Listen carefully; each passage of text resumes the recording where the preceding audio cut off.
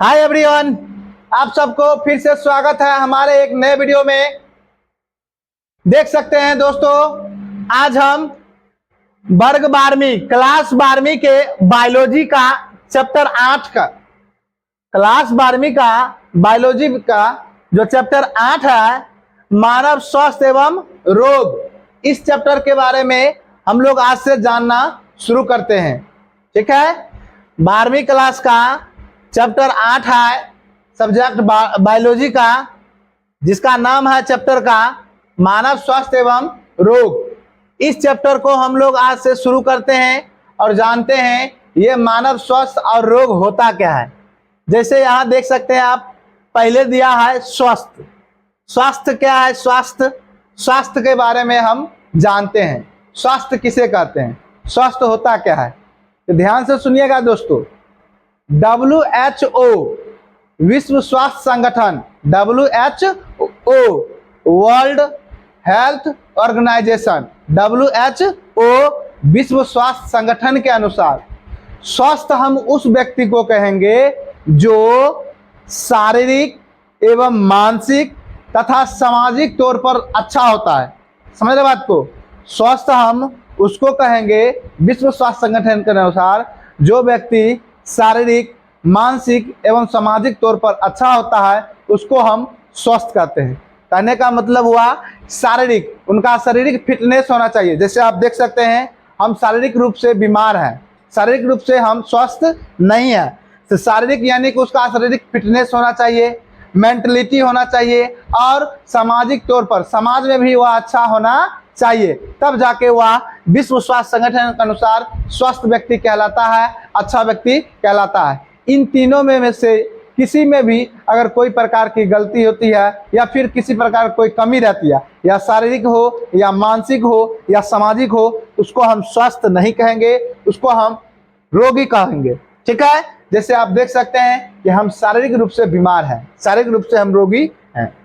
अब हम जानते हैं रोग क्या होता है, बीमारी होता क्या है, किसे बोलते हैं रोग, बीमारी क्या होती है। ध्यान रखिएगा, बीमारी क्या है, तो मानव के किसी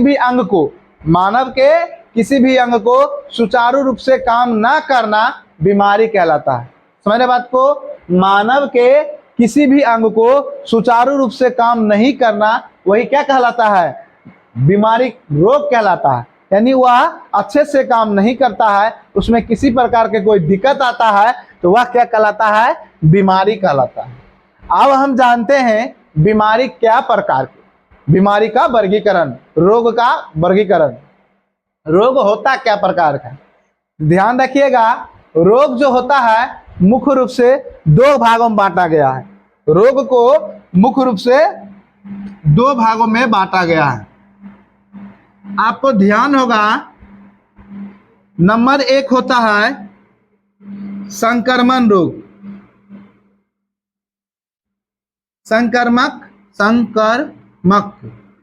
रोग,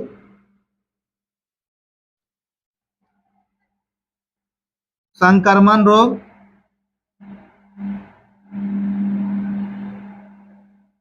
असंक्रमण रोग, संक्रमण रोग और असंक्रमण रोग।